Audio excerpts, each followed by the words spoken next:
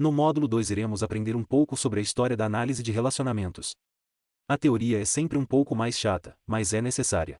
Da história da análise do relacionamento.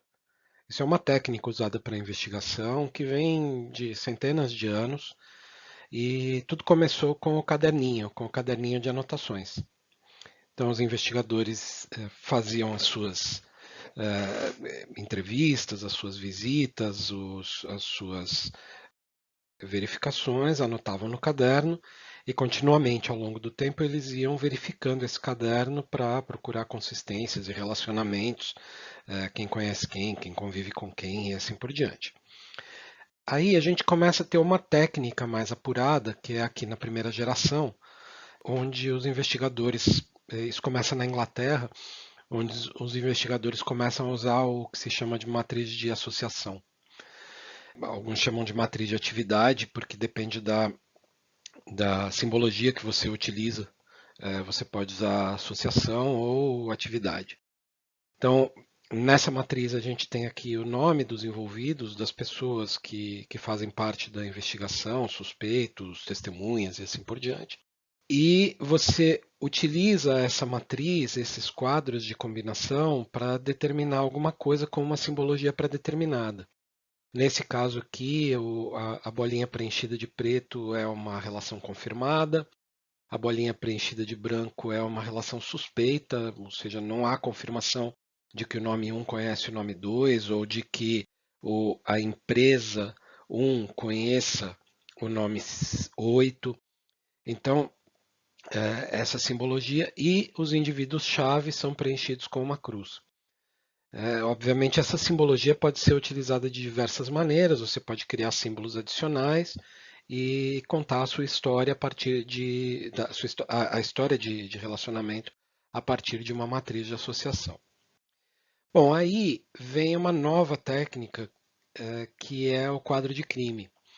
O quadro de crime é aquela coisa que fica dentro da delegacia ou dentro de um escritório, no local onde se concentra a informação as informações coletadas, e se usa um quadro onde se fixa fotografias, documentos, vão se fixando esses componentes no quadro e se usa linhas de tecido mesmo, linhas de lã, para estabelecer o relacionamento. Bom, esse quadro de crime é o processo manual e posteriormente foram criadas ferramentas, já na época da digitalização, a gente começa a criar ferramentas que constroem esse quadro de crime de forma digital. O Analyst Notebook, que é o elemento desse nosso treinamento, ele é uma dessas ferramentas, na qual você pode utilizar desenhos, símbolos para colocar num quadro digital. E você, ao invés de utilizar uma linha, você usa essa nomenclatura de vínculos, que são linhas de relacionamento que estabelecem o relacionamento, e você consegue ter a mesma simbologia que a gente tem, ou algo muito semelhante do que a gente tem num quadro de crime. Com a vantagem de que você não está limitado ao perímetro do quadro.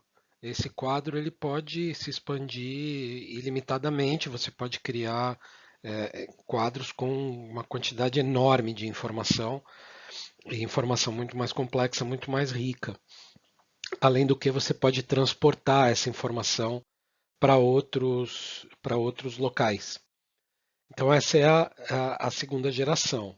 Associado a essa segunda geração, você começa a ter também o conceito de bancos de dados, onde você pode armazenar essa informação, ou seja, você ter na mesma infraestrutura diversas investigações acontecendo, que são quadros separados, vamos falar dessa forma, a gente chama de diagramas, são diagramas separados, cada um para sua respectiva informação, mas os dados eles acabam sendo consolidados num único local e você pode ter uma alimentação mais rica e ter um controle centralizado de todas as investigações em andamento.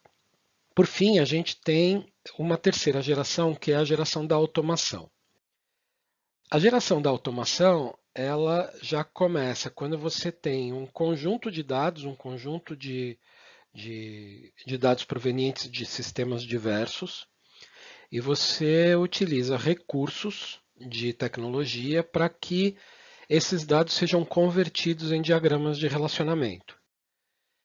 Essa terceira geração, ela não segue um modelo de dados muito pré-determinado. Ela coleta qualquer tipo de dados, sempre tentando encontrar dentro dos bancos de dados informações que sejam entendidas com uma sintaxe e uma semântica conhecida, ou seja, um nome de uma pessoa, um endereço, o nome de um documento, o nome de uma empresa, um verbo que determine uma ação, e esses diagramas são construídos automaticamente, com mais ou menos precisão, mas ele diminui o esforço do investigador para produzir esse conhecimento.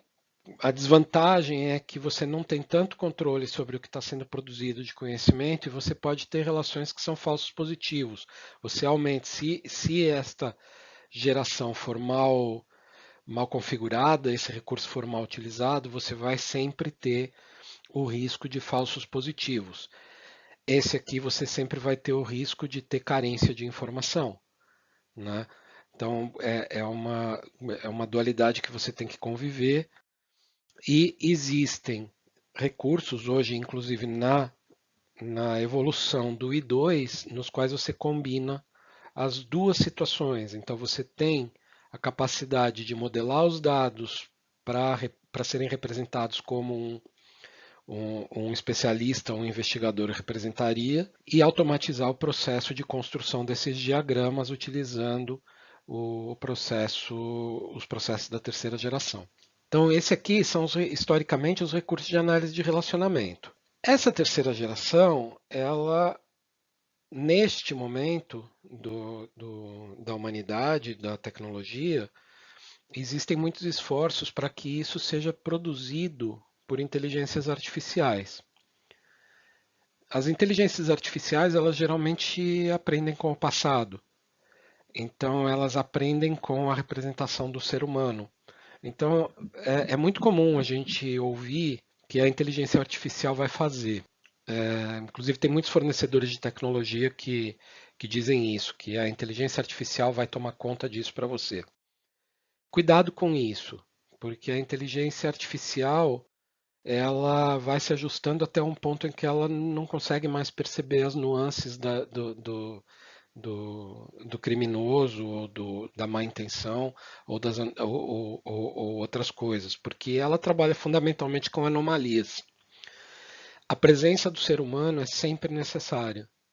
Nesse caso específico em que a gente está falando de investigação, vocês que são da área a maioria de vocês que estão assistindo esse treinamento são da área de investigação, seja no setor privado, seja no setor público, a gente sabe que o criminoso sempre acha um jeito.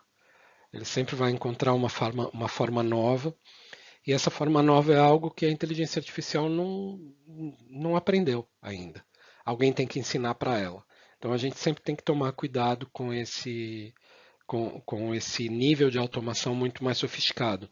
Ele vem para ajudar, ele é bom, é positivo, mas ele não dispensa, ele não vai substituir a inteligência do analista. Não esqueça de assinar o canal, além de curtir e compartilhar este vídeo.